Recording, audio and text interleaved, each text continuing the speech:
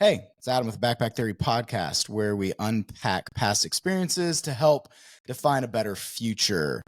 And today, we are going to be unpacking basing our self-worth and self-esteem on other people's judgment, which is something in this day and age I feel like all of us struggle with to a certain extent.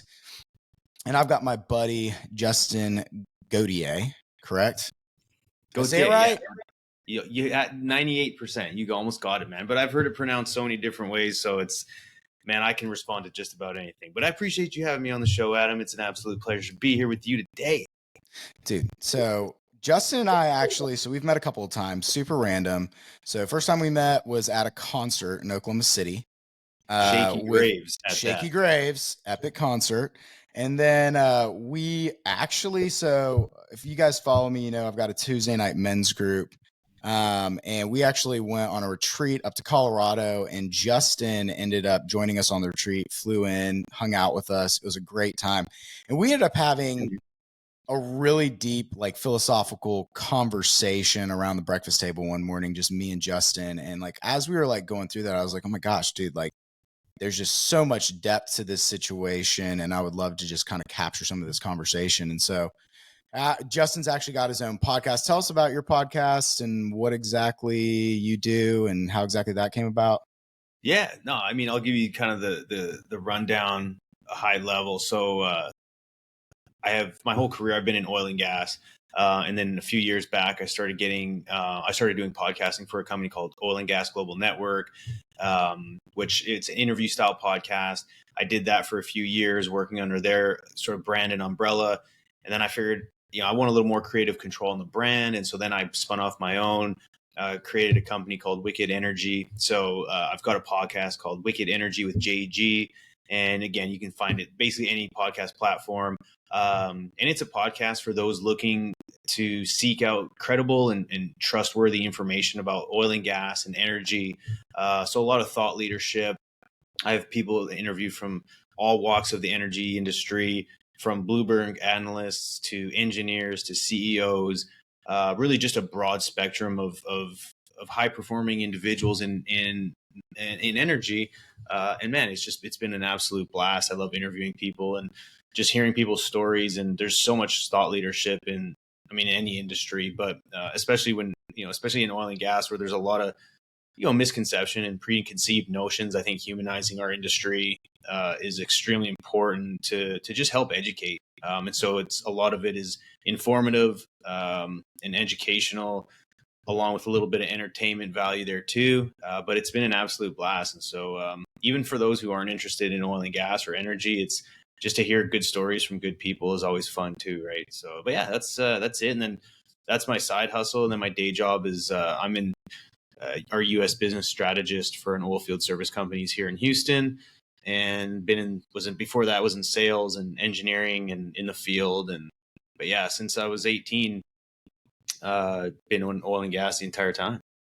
Yeah, and you didn't even go into the fact that you also own a gym as well, and then y'all have a real estate business and everything else that you have going on top of that.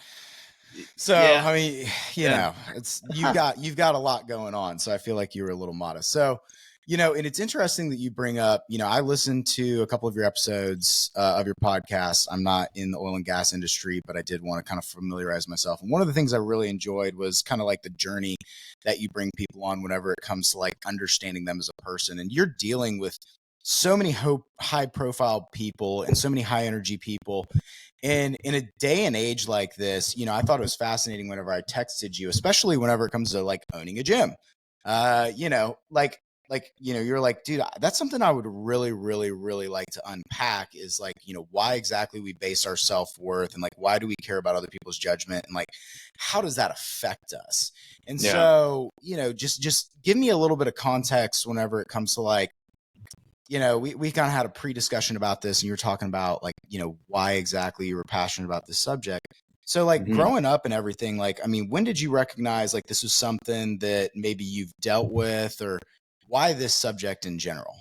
Yeah, no, I'll be transparent as I possibly can be. And going back, so I guess for context, I grew up in Vernon, British Columbia, which is a small town in between Calgary, Alberta, and Vancouver. Well, I was born in Calgary, and then my mom and I, because my biological father, he left my mom while she was pregnant, and so my mom raised me from the time I was born till I was 5. We moved to from Calgary to British Columbia when I was 5, and then she remarried, and I had a stepdad. But I was an only child growing up, and I always, my parents were very much loving, and I grew up in a great home, and they were hardworking, and it wasn't in for some reason it was, and I don't know if it's maybe being an only child, but I always seeked affirmation from others to sort of like validate my self worth, and I think I recognized it right when I was young, but ultimately I would do things with the intent of trying to understand how it would affect other people, but also like what they would think of me, right? Like I always, at the end of the day, like I always wanted to be the cool kid with lots of friends who people looked up to, but not in like an emotional way, more of like oh wow, he has a nice pair of shoes, like he must be cool. Like I always just kind of wanted to be that person, and but it ultimately comes down to being insecure. I think growing up, I was extremely insecure. I had like a ton of friends. I was always around a great social circle. I grew up playing sports, and I credit all that to my parents. Like as an only child, they kept me extremely socially occupied. So yeah, I developed good people skills, and I was, you know, I was raised by aunts, uncles, grandma. Like, I kind of was bounced around until we had our, our little family unit after several years. But I mean, again, going back to the question is like, we're always driven off of insecurity. And my insecurity was, the fact that, I had to win people over. But I think how I thought I would win people over is, yes, how I treated them, but more so if they thought I was like cool and like worthy of their friendship or something like that. And I also grew up being fairly overweight. And so I was always worried that like girls would look at me a type of way, and like all the cool kids that I looked up to were always like in shape and played sports. And so again, I think kind of all that cumulative was like making sure I kind of masked the insecurity with like doing things that I thought other people would think was really cool. And that's kind of where it all stems from. Yeah, dude. And hey, thank you for being so vulnerable, man. Like you said a couple things that, Yeah. dude, is just so spot on. And in society today, dude, I mean, it just gets expounded and expounded. Like we're so worried about coming off a certain way, and it's not Right. to connect with people. It's to fill a void inside of our lives that we feel like needs to be fulfilled. Like Yeah. I've been in sales for years, and like I am, my personality type, like I'm a people pleaser. Like I always want to fix things. Like I always want to look like the person that has the solutions. Like I want to feel needed, and it's just to fill like that insecurity, like that void inside of my life. And just for years, like, I practiced that over and over again. I'm not going to say that I'm like healed from it. Like it's something I still struggle with. It's something that I still have to like analyze. And it's Yeah. remarkable to me, like in society today, like how so many people feel like they have to present this person to everyone else in order for them to be accepted. Like, especially for men, like it's hard for Yeah. men to be vulnerable and like open up about their feelings and say, Yeah. you know what, like I don't have it all figured out. Like I might need a little bit of help. And especially whenever you're dealing with leaders and you're dealing with people that have like high stress jobs. And dude, I struggle with that.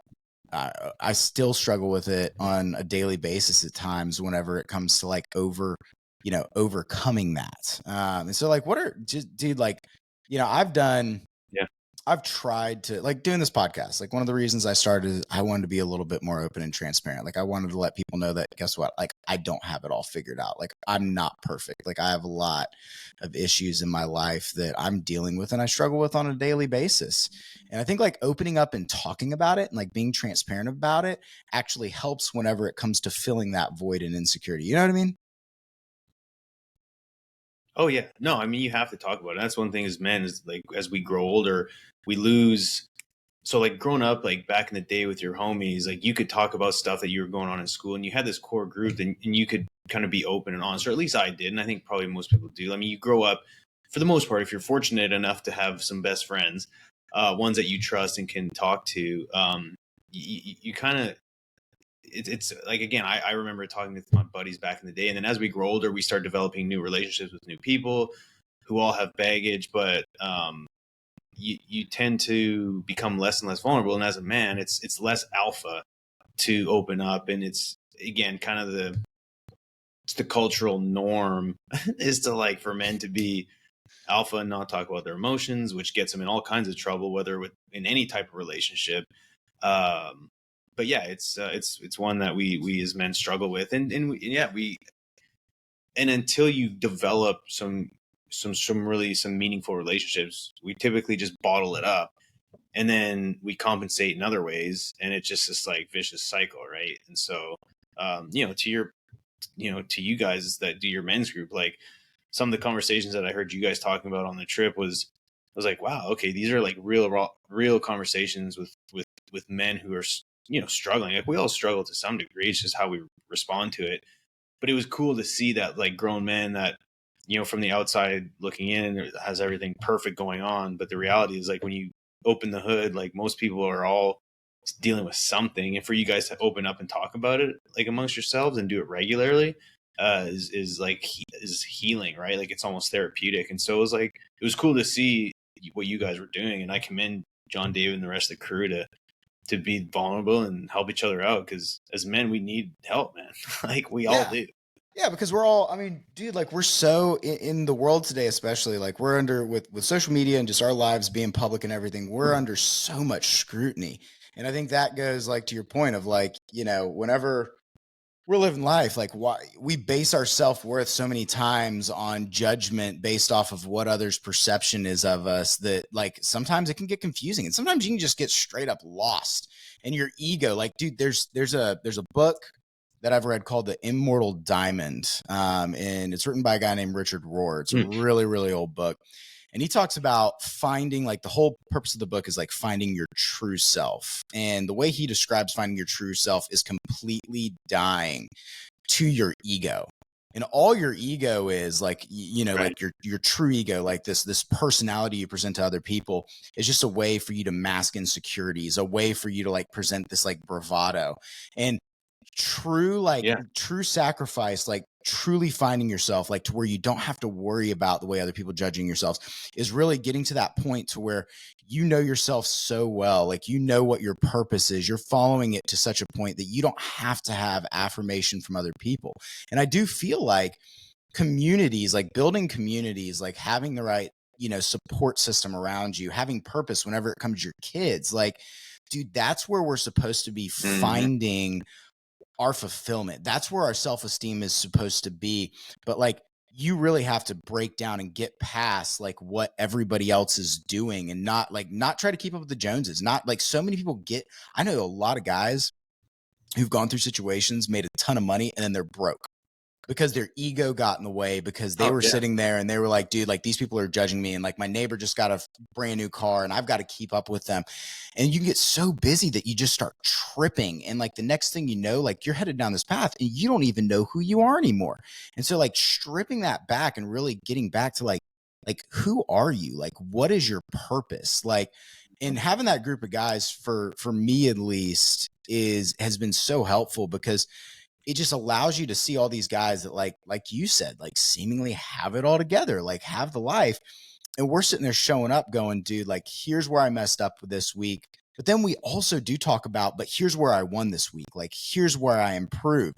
And, like, building our confidence based off of not BS, right? Not like material things, not like, what do I have? Like, how much money? Like, very rarely in our group will we talk about money. It's about, like, who we are as men. Like, what kind of example are we setting? Like, dude, one of the things I loved about our conversation was, like, whenever you described your relationship with your wife and, like, y'all's communication level, like, dude, that was so impactful to me. And, like, your openness and transparency with each other, like, dude, that really just rung such a bell with me. Like, how did y'all develop? Like, I mean, if you don't mind talking about that, like, like Yeah. that, I mean, and whenever it comes to having that kind of support system, like, do you feel like over the years that has helped you kind of break away from feeling the need to, like, you know, build your ego up and be judged by like having someone that supports you and like facilitates that?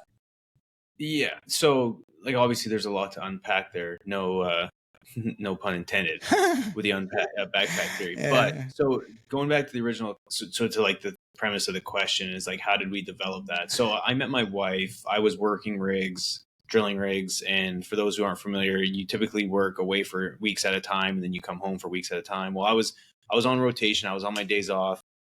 Met her on New Year's, and uh, we just somehow, you know, we had a bunch of friends that mutual friends got together.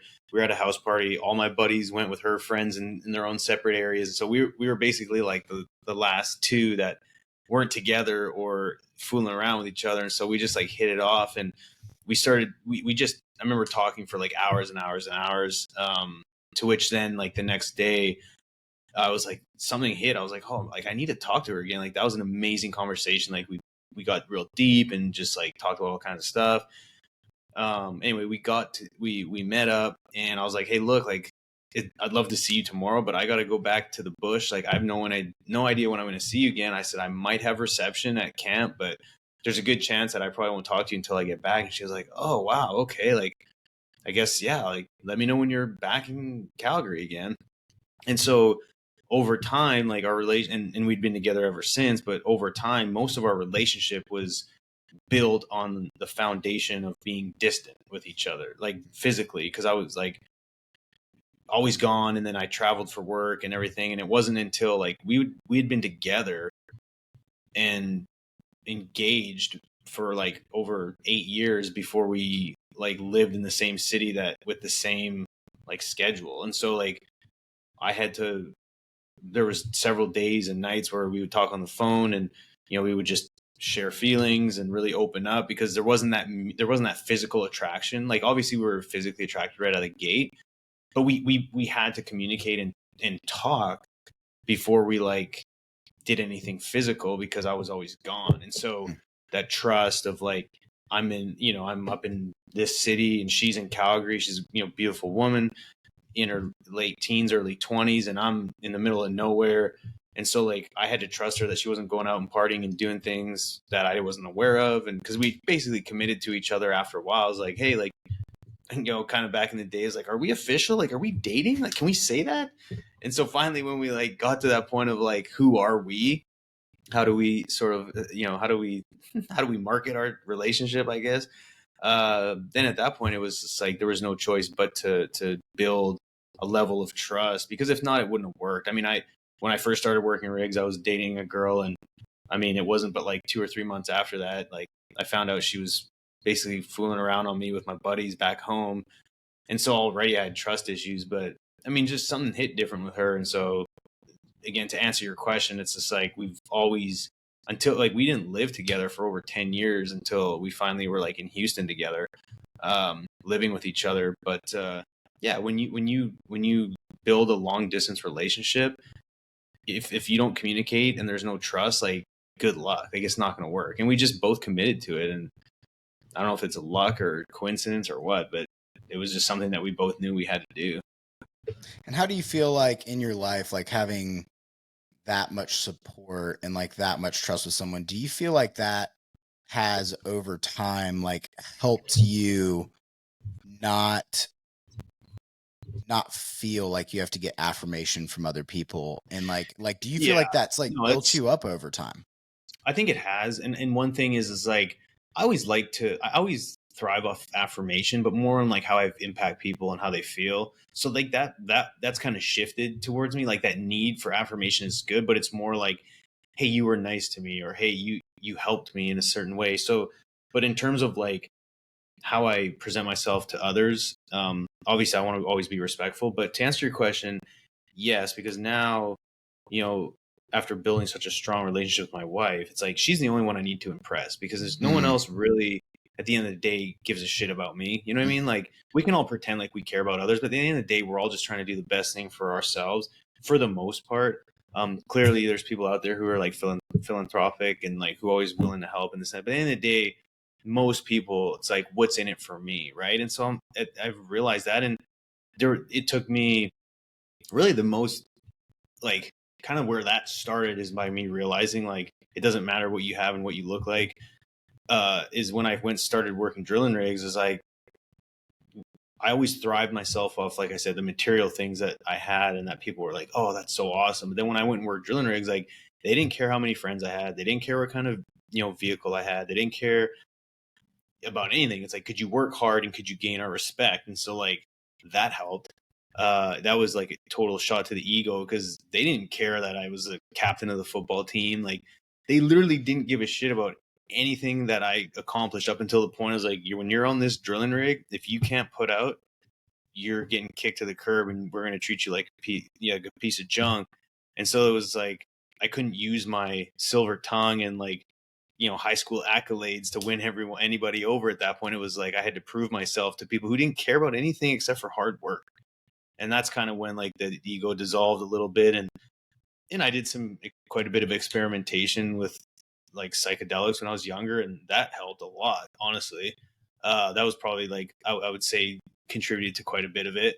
And yeah. And then with my wife, it was just like, we, through time, and especially having kids, is just like at the end of the day, no one else matters. Like as long as they're happy, that's the end goal. But it's easier said than done. But it's just something, when we've been fortunate, like neither one of us has like cheated on each other or done anything like that. And I mean, neither one of us ever worries. Like when we go out, there's never a question. And again, I just bring it back to like most of the time is having those hard conversations, and you do it in business and everything. Is like if you make the hard decisions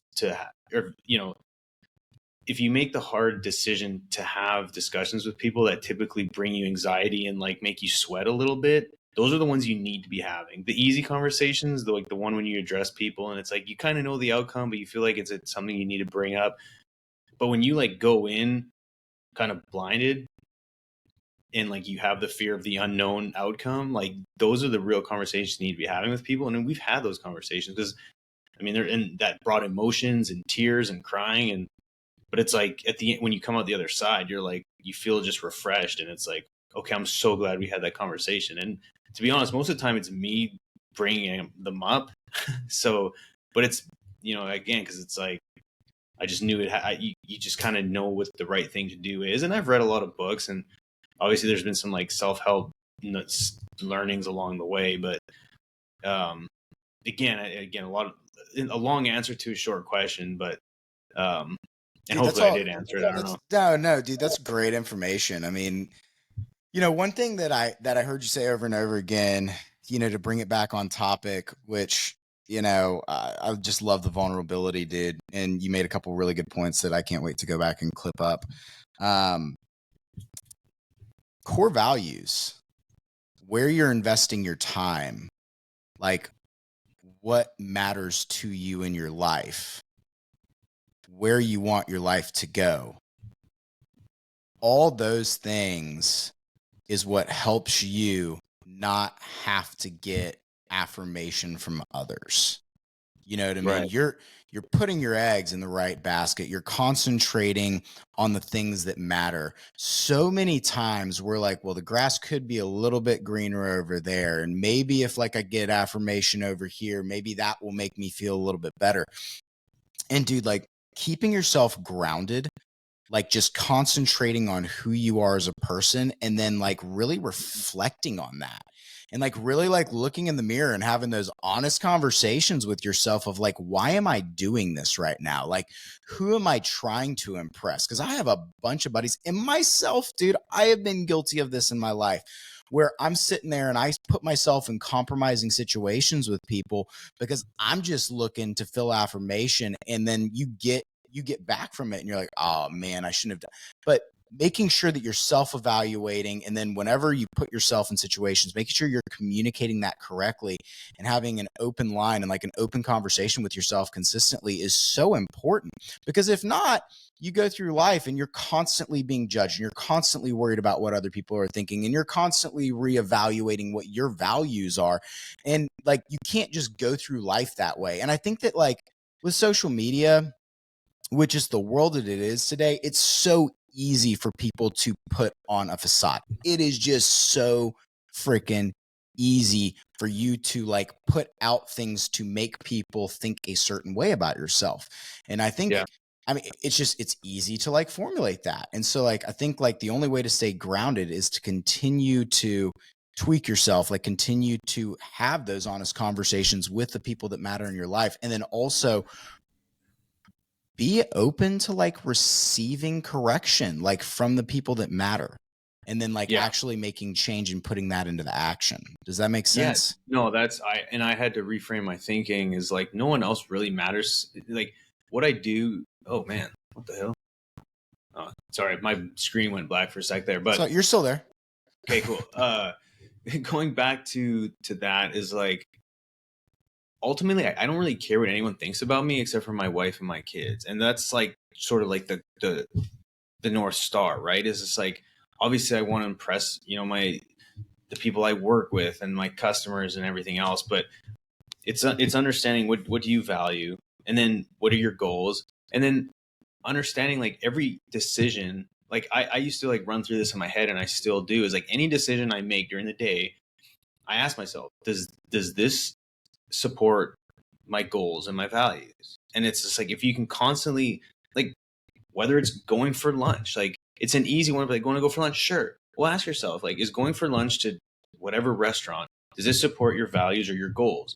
If it's just to like go for, like, maybe your goal is to establish better relationships with your employees, then yes, that may be the good answer. I mean, maybe there's a reason for that, but it's like, everything you do in life should support your values and your goals. Like if the answer is no, then why in the hell are you doing it?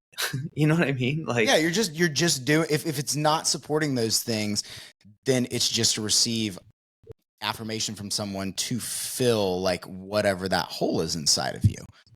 You know what I mean? Like whatever that insecurity is and like wherever that stems from. And I mean, dude, it's hard. Like I grew up, so you told me a little bit about your background. So I grew up in a 2-parent household. Seemingly, if you look at it statistically, like I should be a golden child. I was homeschooled almost my entire life until my junior year, and then ended up going to a Christian high school. And then right after freaking high school, I ended up selling pot and going to jail. And I ended up, my dad, though, made one of the best decisions he ever made, which he left me in jail for freaking 7 days and made me bail myself out and claw my way out of the situation so that I learned my lesson. But if I look at like the journey to getting there, like, dude, like growing up, even though like I had 2 parents and I had all the support at a very young age, like there were things that happened to me. There was pressure that came onto me. And I figured out that if I told a bigger story and I made myself look better, and if I made myself a little bit more grandiose, just add a little pepper and a little bit of salt on top of the story, it made me look better. And over time, like, dude, like as I got older, like that story just got bigger and it got bigger. And this persona that I presented to people got bigger and it got bigger. And when I look back at that now, the only reason I did those things was so that people would like me. Because I thought that if I did those things, if I built this persona, it didn't matter how I got there. If I just added a little bit salt there and here and a little white lie here, that like the people would just accept me. Like, that's just what I wanted. I want you to, like, dude, one of the dumbest things so in high school, I could jump. Don't get me wrong. I could jump out of the friggin' gym, dude. Like, I mean, I still can do like, well, last time I tried to do a max box jump, I can do like a 56-inch box jump. So like I could hop. You got like, really, oh yeah, dude. Like, and I went to high school. I went to high school with a really good basketball player, so Blake Griffin. And I remember growing up, like going into high school, like I went to OCS for that reason. And I remember showing up and I was like, well, I can jump. I have kind of dunked before, but like I'm going to go in and I'm going to tell everybody that I can dunk. And I'm going to go and tell everybody that like I'm going to build this persona going into school. And like, that's just going to be my thing. And I'll never forget, like in practice, like one of the coaches literally was like, Coach Griffin, which was Blake's dad, was like, yeah, if anybody tries to dunk in practice and you miss, everybody's freaking running. And of course, my cockiness had like talked about doing it over and over again. And I went up, tried to dunk, and everybody ended up having to run. And like, oh yeah, dude, like it was completely embarrassing. And I learned a valuable lesson there. I wish I could say I applied it, but like so many times whenever we build up this persona, the whole reason I tell that story is we end up putting ourselves in really bad situations. Like we don't realize if we sit there and we build up this persona, at some point, you're going to have to own it. And at some point, reality is going to hit. And at some point, that insecurity is going to get the best of you. And I look back at it and I just, dude, I look at all those things and I look at that kid that grew up and felt like he had to do all those things. I take responsibility for my actions. I take responsibility for the things I did. But like, I think so many times people get in life and like, they just get stuck in this cycle of like feeling like they have to present a better version of themselves in order to be accepted. And it's sad. And I think that is like, dude, that is a massive problem in our world today. Like everybody, dude, credit card debt. Did you know that credit card debt right now is higher than it has ever been in the history of humanity? During COVID, it dipped way down because everybody had cash savings and they were sitting around, and then they didn't curb their spending. And so now, to keep up with the Joneses, our credit card debt is astronomical, and it is creating this bubble that is going to put a lot of people in a bad situation because we are trying to present something that is not real. Yeah, no, I've never seen the breakdown. Like I try and keep up with finance and economics. It's something I'm really interested in, but is like out of that credit card debt, how much of it is like retail versus other categories? I don't know, but I would expect it to be like, again, materialistic things that are not necessities. It's probably not like for groceries and the rest of its things, but to your point, the consumer spending and consumer behaviors is terrible. And I mean, we've kind of set up our financial system to feed into it, and it doesn't help that there's always access to more money. I mean, there's a family that's close to ours that I would say we kind of grew up with when we moved here. They were one of our first friends, but man, the amount of credit card debt that they have, and a lot of it is to like making sure their kids can keep up with other kids. You know what I mean? And so as parents, it's like, people will do whatever it takes to say I'm a proud parent of a Texas A&M Aggie or whatever the hell, but it's just like, everyone, it's again, I think it stems from, when you're younger, trying to keep up with maybe friends. And like you said, trying to make yourself something that you might not be. And as an adult, it continues on. And so, it's a challenge, but I don't know. I mean, how do you help people like that? I mean, at some point, like they maybe run into those situations like you did that kind of force them to reevaluate. But I don't see that problem being solved anytime soon unless people get their head out of their ass. Yeah. Well, I think it's conversations. It's conversations like this. It's people hearing the fact that like, I think people are so scared of like, if I tell someone that I'm not what I presented, are they going to accept me?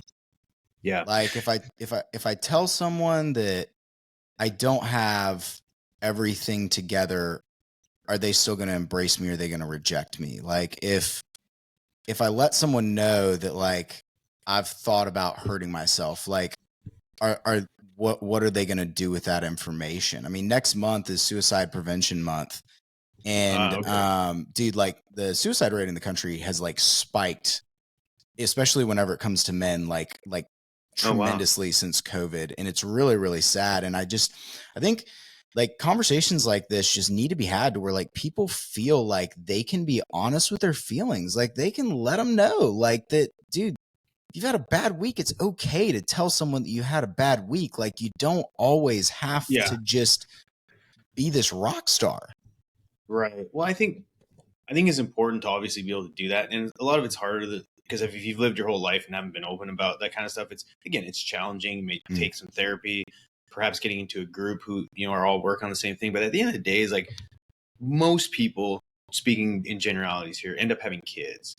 And so to your point, if we have these conversations with people who are like, look, I'm too far down the rabbit hole, like I need to keep up and I'm too far in debt and there's no going back, but hopefully they can then influence the younger generation. And this whole social media thing is honestly, like, I get it. It's the data's there to support the fact that, like, since social media's come on, there's been a lot of issues. But at the end of the day, you have to take accountability. Everything is your fault. You know what I mean? And so it's like, as parents, we need to take accountability and raise kids with self-esteem and who don't, base their self-worth on other people or how many likes they have. And so I challenge at this point parents. And so to me, the US doesn't have a spending problem. It doesn't have this problem. It has a parenting problem. And it's so easy to make fun and talk crap about technology. But the first time mommy and daddy want to go have a glass of wine, what's the first thing they do? They hand their kids a damn iPad. So shame on parents for complaining about it, and shame on parents who've complained about Gen Z and all the rest of it, because the same people who are complaining about it are the same ones who raised those kids. So I think the US has a parenting problem, and that I take very serious. Dude, I love that. That's what I've been looking for this whole episode, because you literally smacked it. You are so right. I mean, whenever it comes to present parents in kids' lives, like, it has diminished so greatly because parents are busy keeping up with the Joneses, so much to the point to where they don't even have time to keep with the kids. Because I think you're right. Like, exactly. social media can be a positive tool. I mean, I would argue that right now we're doing this. This is going to go out on social channels, and hopefully someone can end up watching it and interact with it. Dude, my social media feed is nothing but positive and growth-minded stuff.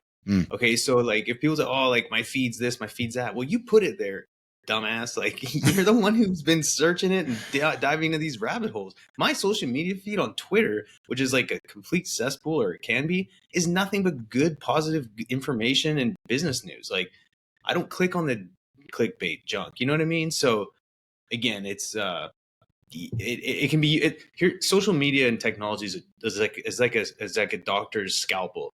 It can either kill you or it can save your life depending on how you use it. So choose wisely. Dude, I think that we can definitely agree on that. And I think that's a good way to end the conversation, because that was a nice punchline.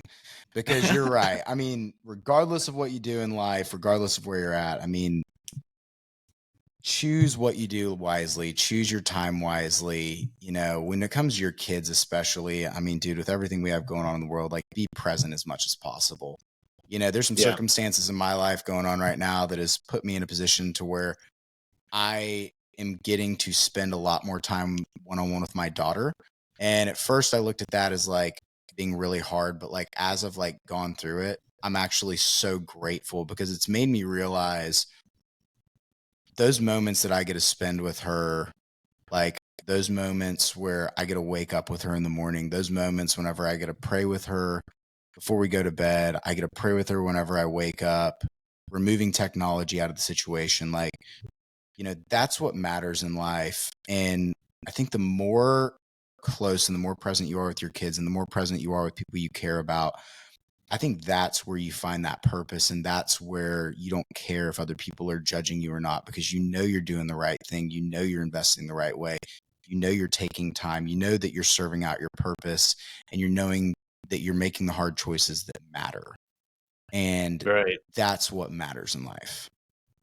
It does. No, that's awesome, man. And one last thing I want to close out with is like, is again, the accountability thing. It's like, once you realize that everything is your fault, you have full control. People think they don't have control. It's because they're too busy blaming others. So just want to put that in there. Don't blame other people. All right. Now I've got 2 questions to wrap up with. Number 1, what's your favorite hobby and why? Man, I would say health and fitness, working out. It's just, it's therapeutic for me. Again, it comes from a place of insecurity. I always had body image issues. I don't anymore, but I use it as a way to just like disconnect. So I would say anything physical related, and even just like researching and reading up on health and fitness stuff. I would say that's my hobby. It's just been a part of me. If I don't do it, it's hard. It's a way for me to sort of let the cup drain a little bit, because you can't pour from an empty cup, right? And so it helps sort of refill my cup, or not drain it, but it helps refill it so I can keep pouring out. Dude, that's awesome. Second question, I'm going to have a third too. If there's one book that you were going to recommend for anybody to read, what would that book be and why? I'm gonna do two of them. The first one is one that has made an impact for me, is how to win friends and influence people. It's good. It's really good. It's a staple, man. Honestly, I would say probably like 50% of people would probably say that one, but there's a reason for it. It's so good, man. Life is about people, how you treat people, and it's about other humans. It's sad to see during the pandemic when everyone had to isolate. I mean, thankfully for social media and things like Zoom and stuff, we could still communicate. But again, I value that book. It helped me a lot. And then one that I've read recently that was amazing, that really kind of put me in a frame of reference to look forward to the future of the self. It's called From Strength to Strength, by the author. I can't think of it off the top of my head, but it basically he breaks it down in the first part of your life and the second part of your life. And the first part is understanding using your strengths to like get a career or like go to school, get a career, or start a business, and you're like on this like mass trajectory. And then once you kind of reach a point of like in your 40s, 50s, and 60s and on, you use all this intelligence that you gained, and then you've got other forms of intelligence that you can, like, it's more like you become more wise and you use wisdom to your advantage. But most people stay on the hedonic treadmill, and they value so much of what got them to where they are that they just keep doing more of that.